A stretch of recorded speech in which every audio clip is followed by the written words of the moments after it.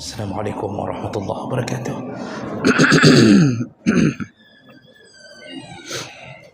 Alhamdulillahirabbil alamin. Wa bihi nasta'in ala umuri dunya waddin. Asyhadu an la ilaha illallah wahdahu la syarika lah wa asyhadu anna Muhammadan 'abduhu wa rasuluhul karim. Allahumma shalli wa sallim ala nabiyyina wa sayyidina al-Mustafa Muhammadin wa ala alihi wa ashabihi ajma'in. Amma ba'd. Rabbi shrah li sadri wa yassir li amri wa hlul 'uqdatam min lisani yafqahu qawli. Segala puji bagi Allah, kemudian salawat dan salam kepada Rasulullah, pada keluarga dan seluruh sahabat-sahabatnya. Bapak dan ibu-ibu yang Allah muliakan, insyaallah kita masih membahas tentang adabul mizah, yaitu adab ketika bercanda. Di pertemuan kita yang lalu kita sudah membahas beberapa perkara, di antaranya jangan bercanda dengan cara menyembunyikan atau mengambil barang orang lain. Ini akan menimbulkan permusuhan. Bercanda dengan cara menyembunyikan barang orang, dikhawatirkan orang tersebut tersinggung setelah kita menyembunyikan barangnya. Maka jangan bercanda yang model begitu. Kemudian juga kita sudah bahas, jangan bercanda dengan cara menakut-nakuti orang atau melakukan prank yang sifatnya membuat orang itu dilarang, karena tidak semua orang bisa menerima, juga tidak semua orang bisa menghadapi perkara-perkara yang menakutkan baginya. Bisa jadi ada yang jantungan langsung bermasalah. Baik, itu yang sudah kita bahas di pertemuan yang lalu. Berikutnya kita sambung. Di antara adab bercanda berikutnya adalah adamul ifrat fil mizah. Janganlah berlebih-lebihan menghabiskan waktu hanya untuk bercanda. Artinya hampir sebahagian hari dia gunakan untuk melakukan candaan dengan teman-temannya, berlama-lama, jadi terus-terusan menghabiskan waktu untuk itu. Nah, ini termasuk perkara yang dilarang karena bukan ciri-ciri seorang muslim yang baik. Rasulullah sallallahu alaihi wasallam menyebutkan dalam hadis riwayat Tirmizi dan Ibnu Majah, min husni islamil mar'i tarkuhu ma la ya'ni. Di antara ciri-ciri orang Islam yang baik, muslim yang baik, yaitu dia meninggalkan perkara-perkara yang tidak bermanfaat baginya. Bercanda salah satu perkara yang boleh, tapi kalau manfaat tidaklah terlalu penting, kecuali pada momen-momen tertentu, seperti kita bercanda kepada teman kita yang sedang bersedih agar menghilangkan kesedihannya, mungkin itu bermanfaat. Tapi menghabiskan waktu dalam keadaan terus-terusan berkumpul-kumpul terus-terusan, ini perkara yang tidak dianjurkan. Siang malam duduk di balai-balai atau duduk di warung kopi, mayang, bercanda terus-terusan di mana-mana terus-terusan. Jadi dia gunakan waktu untuk itu juga tidak baik.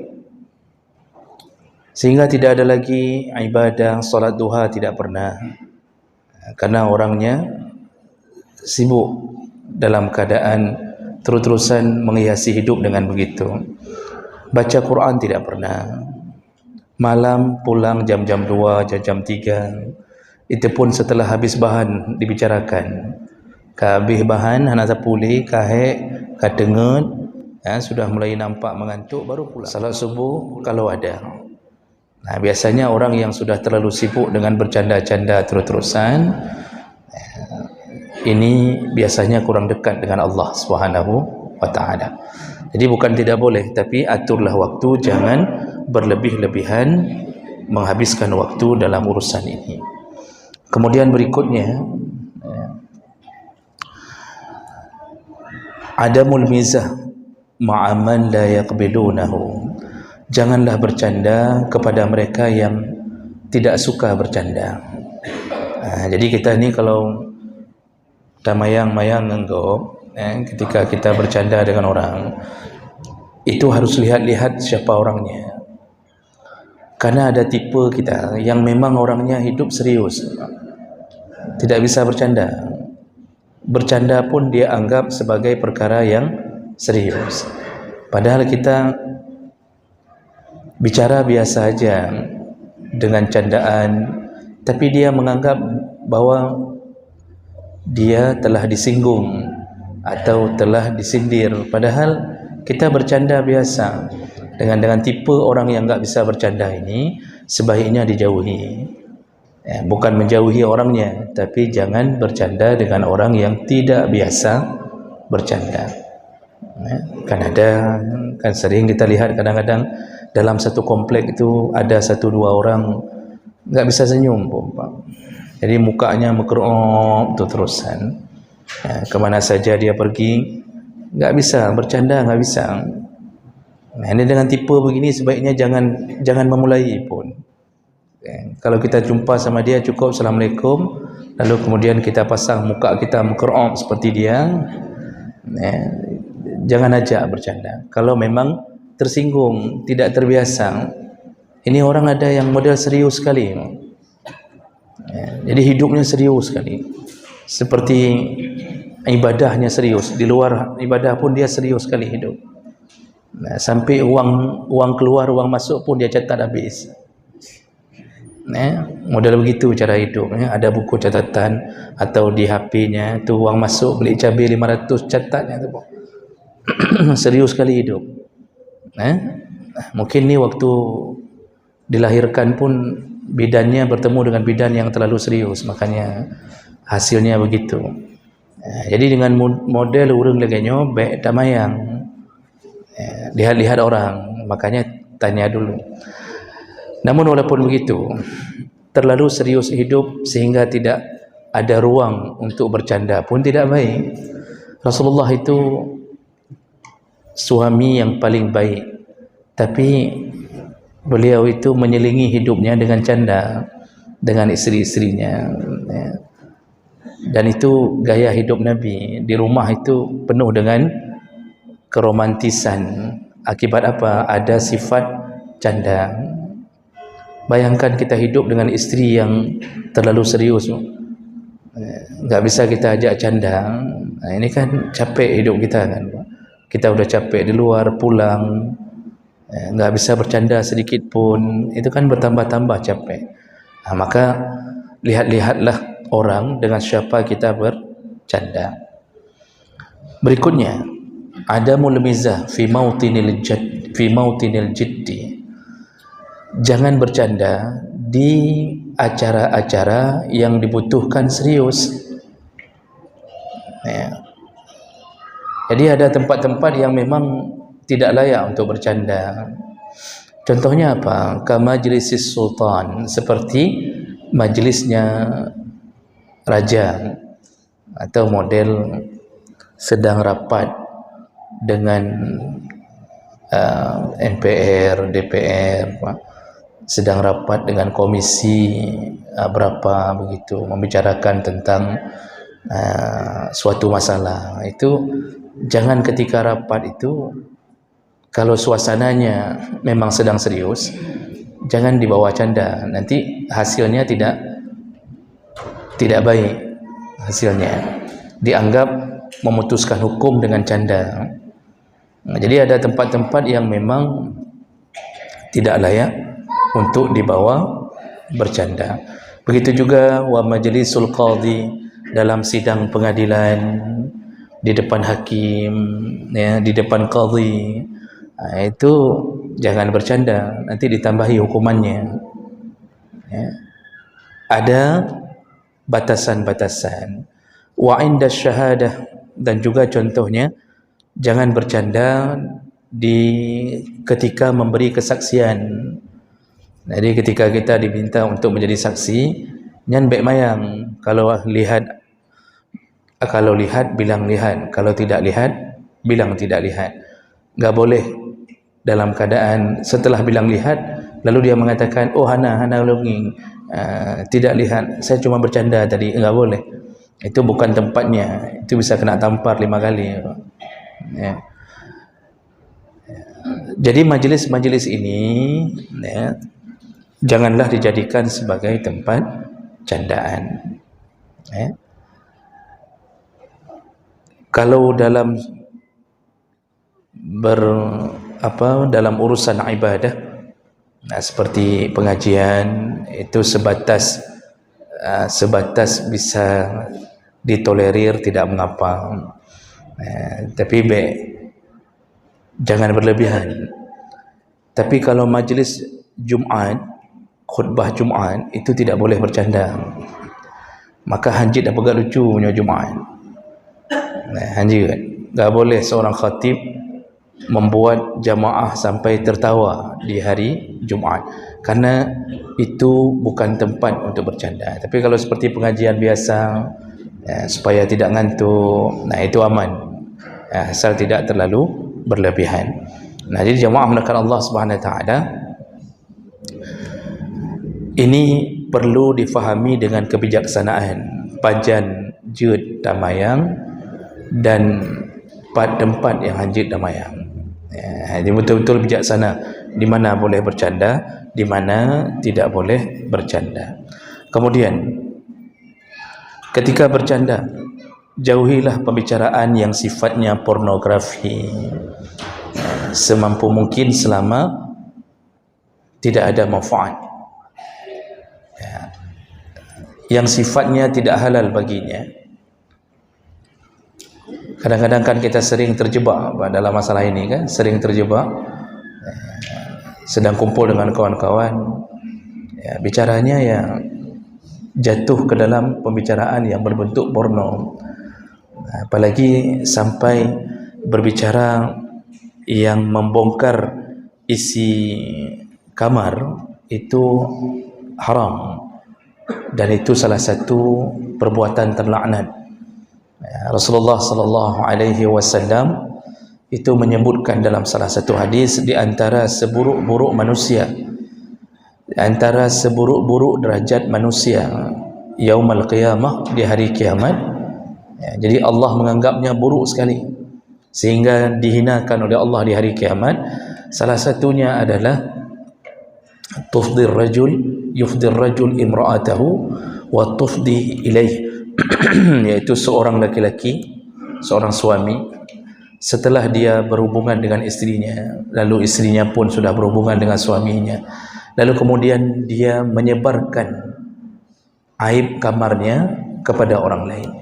Hanya biasa aja bak mayang-mayang dalam canda-canda, dan dengan teman akrab tu biasanya tu cerita yang si A cerita kehidupan di rumahnya bersama istrinya, si B membalas, lalu ketawa rame-rame, nyan hanjut, nyan laknat. Dalam hadis yang lain Rasulullah menegur sahabat yang sempat melakukan itu, cerita tentang aib rumah tangganya.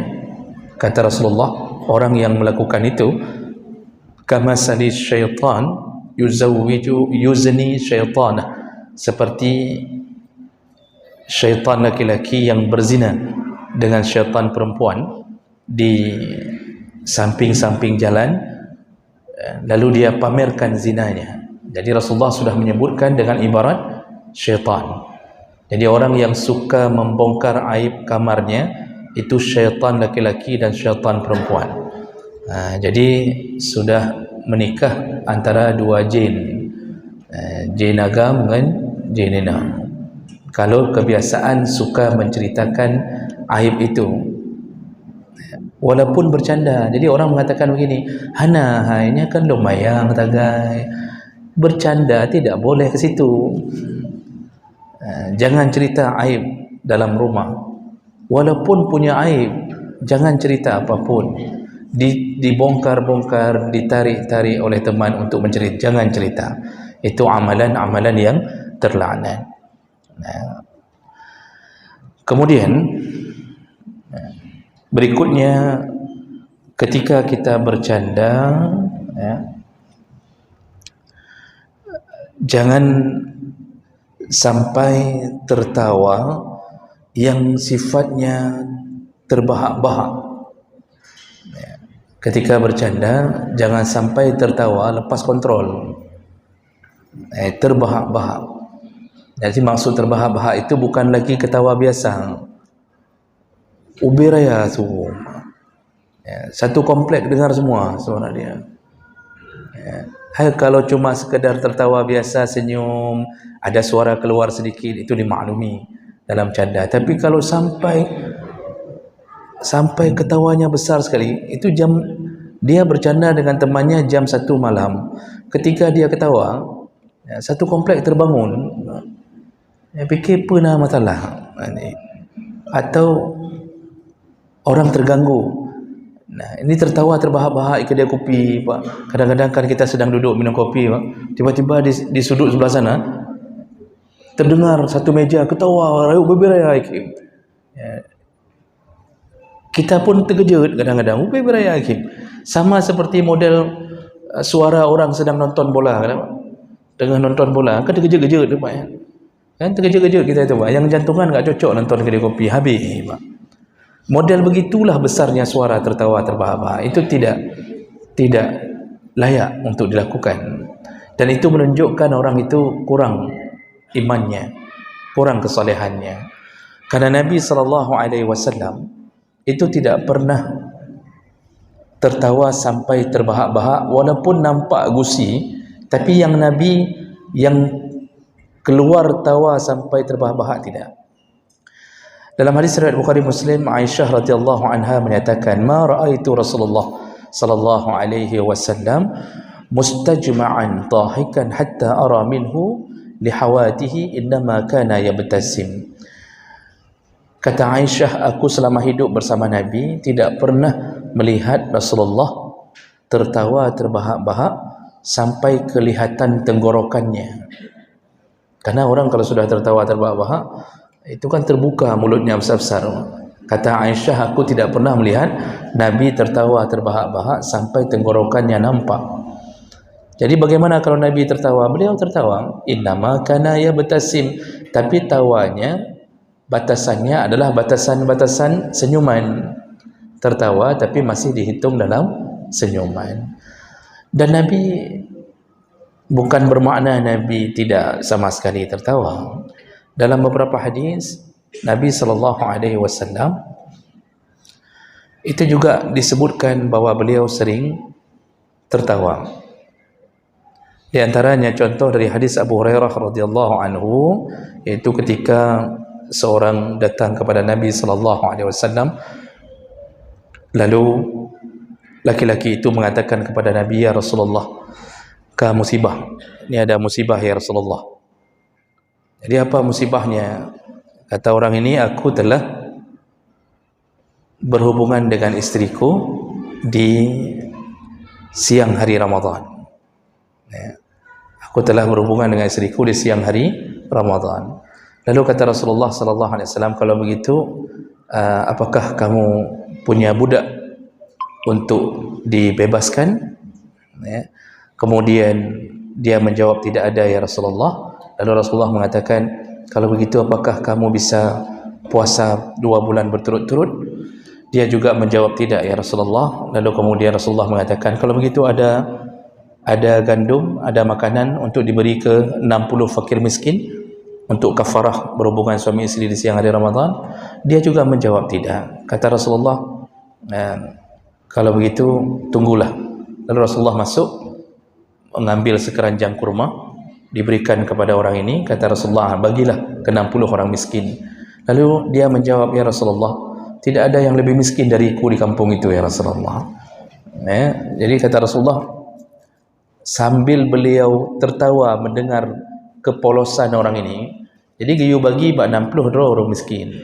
Tapi orang ini dengan polosnya menjawab, hana yang lebih kasih daripada lum ya Rasulullah. Jadi maksudnya ya untuk saya lah yang paling berhak kurma ini. Di situ Rasulullah tertawa sampai nampak gerahamnya, kata sahabat yang melihat kejadian itu. Lalu Rasulullah mengatakan, kalau begitu ambillah, bagilah untuk keluargamu.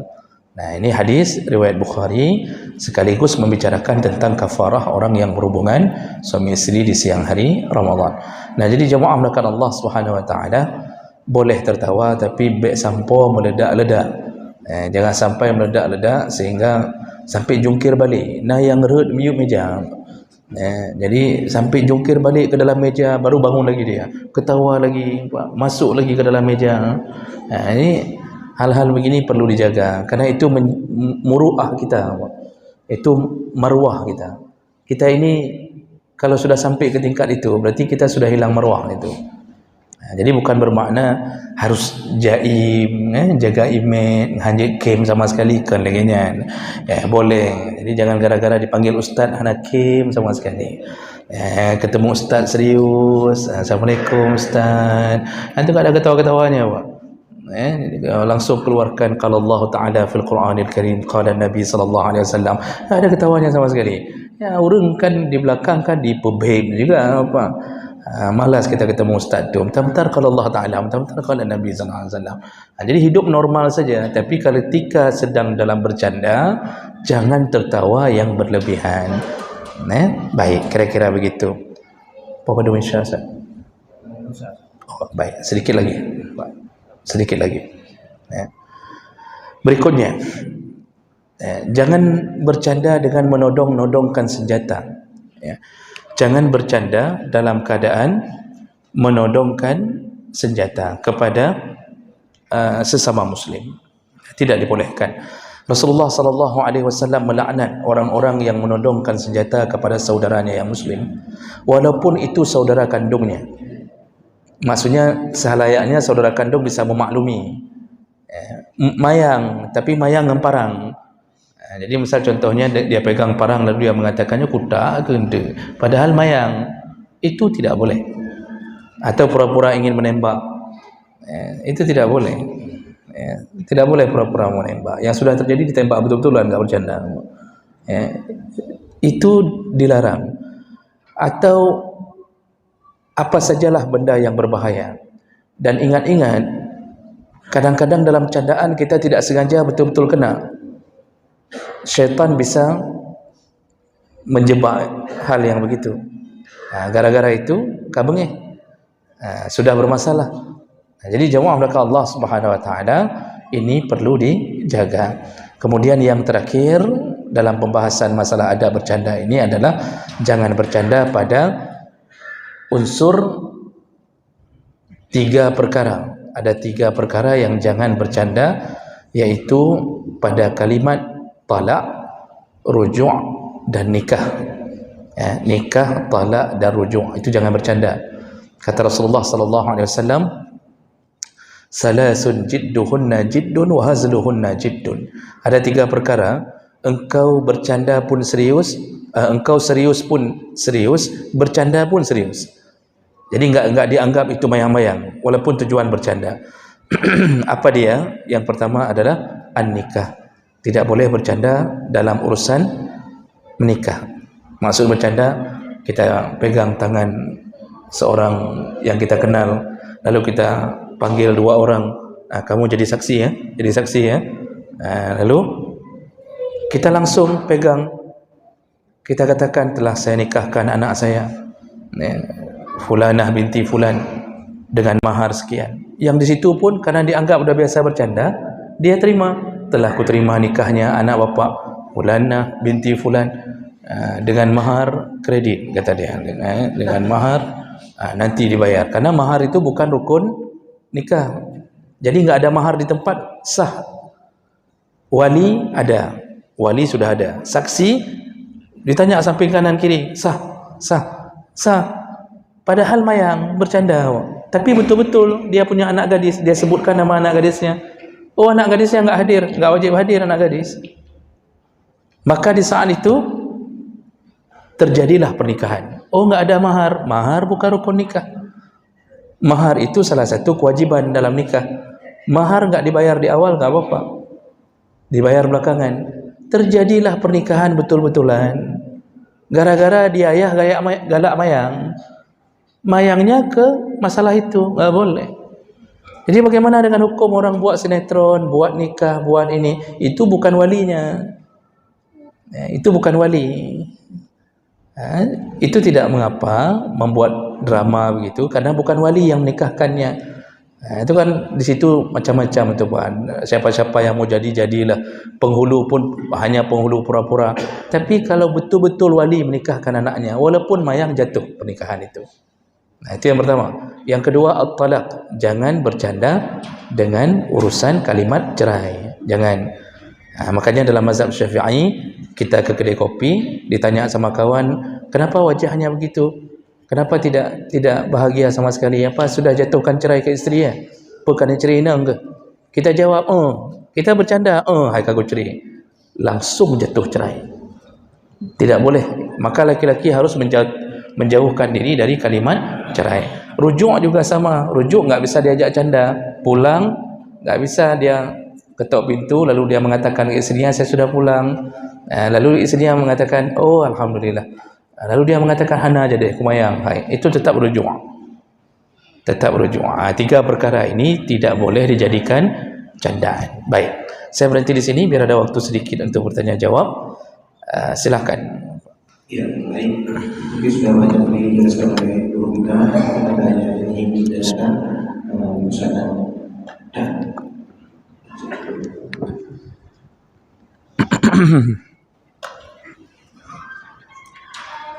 Assalamualaikum warahmatullahi wabarakatuh. Waalaikumsalam. Ustaz, ada dalam bercanda. Kadang-kadang begini kita Ustaz, ada teman-teman kita kalau dia bercanda dengan kita berlebihan, kita tidak marah kalau biasa.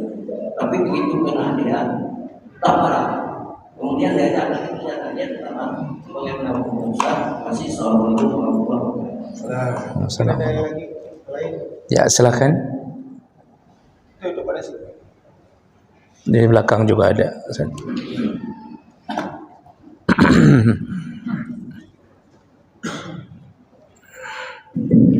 Waalaikumsalam warahmatullahi. Ustaz sampaikan dia tidak boleh bermimpi dengan cerai. Ketika damai maka ala kaidah itu. Jadi bila ulun nak ngomong lebih itu ini apa?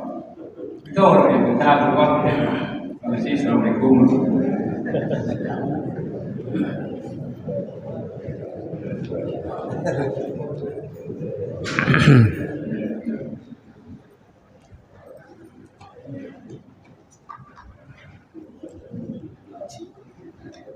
Assalamualaikum warahmatullahi wabarakatuh. Ustaz yang termuliakan, sebenarnya ada pertanyaannya, bagaimana hukum seseorang mengirimkan video lucu ke dalam grup WhatsApp?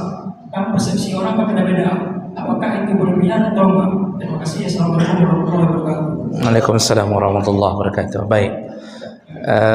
Yang pertama tadi pertanyaan dari Pak Nasir, bercanda dengan seseorang yang tidak bisa diajak bercanda kembali. Dia bercanda dengan kita, boleh. Kita nggak pernah marah. Begitu kita bercanda dengannya, marah. Ada yang orang model begini, Pak. Ini yang model begini, kita ini kata Rasulullah jangan jatuh ke dalam lubang dua kali. Seorang mukmin itu jangan jatuh dalam lubang 2 kali. Sudah cukup pengalaman pertama, ternyata teman kita itu hanya bisa mencandai orang, tapi orang tidak bisa mencandainya. Maka itu sudah cukup menjadi petunjuk, jangan bercanda lagi dengannya ke depan. Oh, dia mencandai kita juga, kita katakan, ini kalau sudah siap mencandai, nah siap, Siap tidak kalau saya bercanda nanti? Jadi sebaiknya dengan orang begini jaga jarak dalam urusan bercanda. Jaga jarak. Itu yang model-model begini biasanya tidak perlu kita bawa untuk kita traktir bakso. Anak pelai damai. Ada urusan urung lagi. Jadi mayang dengan kita atau terusan. Begitu sekali mayang dengan dia, langsung pergi. Urung-urung lagi enggak usah bawa ke kedai kopi, enggak usah bawa untuk makan mie, enggak usah bawa. Anjing kebut. Suruh duduk aja dia di rumah.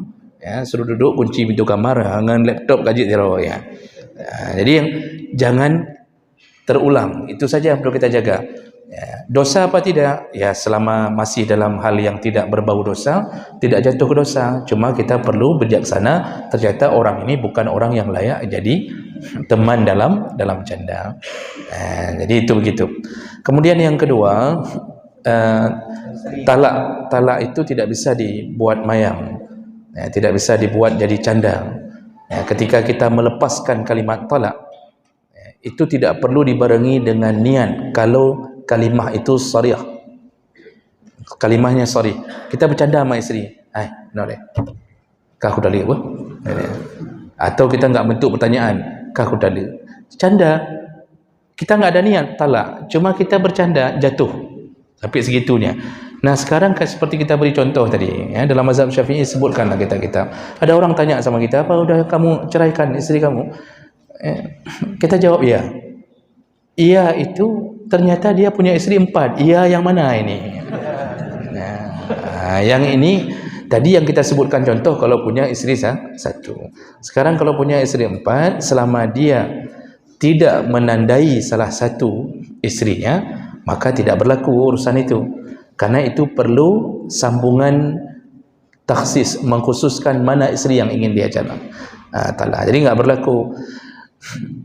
Karena yang model begini itu berlaku kaidah maqasidul lafzi ala niyatil lafid. Maksud dari sebuah lafaz ditentukan oleh niat orang yang melafazkan. Jadi dia begitu dia bilang ya, dia tidak tentukan isteri yang mana, maka tidak jatuh satu isteri pun. Tidak jatuh satu isteri pun. Seperti seorang menikahkan anaknya, telah kunikahkan anakku, enggak disebutkan yang mana, anak gadisnya ada 5, maka tidak sah aja kabul seperti itu. Harus ditakyidkan, harus dimuqayyadkan ke siapa yang dia nikahkan. Begitu juga dengan orang yang punya lebih satu isteri. Jadi kalau disambung pertanyaan baru jatuh. Inang yang 4 ya. Sambil bercanda ya. Kamu cerai isteri ya? Ya. Yang mana? Yang kedua. Biasanya yang ke-1 yang dicerai, yang kedua. Itu berarti betul jatuh. Betul jatuh. Cuma selama dia tidak menyebutkan bilangan dan tidak mengulang 3 kali dengan sengaja, jatuhnya tetap 1. Begitu. Yang terakhir, mengirimkan video lucu, canda dalam grup. Apakah itu berlebihan? Tergantung apa yang dicandakan. Kalau dalam video itu candanya yang berbau maksiat, ya, contoh yang bentuk-bentuk pornografi, maka itu berlebihan. Tapi kalau cuma canda yang tidak ada caci maki, canda yang sifatnya lucu, selama tidak melanggar syariat, masih dibolehkan. Masih dibolehkan mengirimkan video seperti itu, namun jangan terlalu sering, karena nanti kita akan terpaling pada tujuan. Jadi disibukkan dengan video-video lucu tapi video manfaat begitu. Jadi tidak mengapa, tergantung isi video tersebut melanggar syariat atau tidak. Kira-kira begitu. Baik, karena waktu masih ada 5 menit lagi. Ya.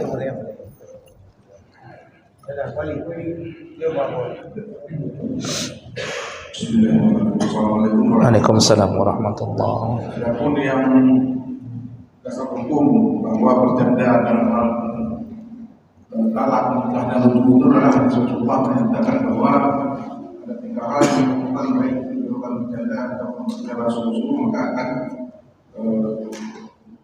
saya akan dulu jadi dengan kami ini kan ada kadang-kadang seperti film atau seniwana. Di mana di sana misalnya jadinya perbuatan seolah-olah sungguh-sungguh, hal itu film atau sebuah cerita. Apakah itu berkenaan dengan hadis Nabi juga? Itu maksudnya Ya. main-main itu. Baik. Demikian saja. Ya, sama-sama. Jadi kalau seandainya ada sebuah pembuatan filem, drama, lalu ada cerita menceraikan isteri, lalu si aktor ini mengatakan telah kuceraikan, padahal dia sedang berlakon, apakah itu jatuh? Tidak. Yang model begitu tidak, karena dia sama sekali tidak merencanakan menceraikan istrinya. Itu sama seperti seorang guru sedang memberi contoh. Misalnya pengajian, lalu guru itu mengatakan, ini contohnya, saya katakan ke isteri, ini kata si guru, saya katakan ke isteri, ku talakah? Apakah jatuh talak? Tidak, karena dia sedang memberi contoh, bukan sedang menceraikan. Jadi sinetron, drama yang model-model begitu, filem kah, itu tidak termasuk dalam menjatuhkan cerai, karena di saat itu dia betul-betul bukan sedang mengucapkan cerai yang sebenarnya. Kalau itu jatuh, maka sungguh banyak sekali guru-guru ngaji menceraikan isteri. Waktu masuk ke dalam bab talak, dia kasih contohnya, ku talakah, kata gurunya, udah pulang. Makanya kadang-kadang kalau model begitu cukup banyak isteri para ustaz, sekali ngaji sekali tertalak, sekali ngaji sekali tertalak. Itu tidak mengapa, itu hanya memberi contoh, sama dengan berlakon seperti tadi. Baik, kira-kira begitu. Kita cukupkan insyaAllah. InsyaAllah minggu yang akan datang kita akan masuk ke dalam judul yang baru. Semoga yang hadir Allah telah catatkan pahala, dan semoga Allah kumpulkan kita kembali di dalam surganya. Amin ya rabbal alamin. Subhanakallahumma bihamdik, asyhadu an la ilaha illa anta, astaghfiruka wa atubu ilaik. Wassalamualaikum warahmatullahi wabarakatuh.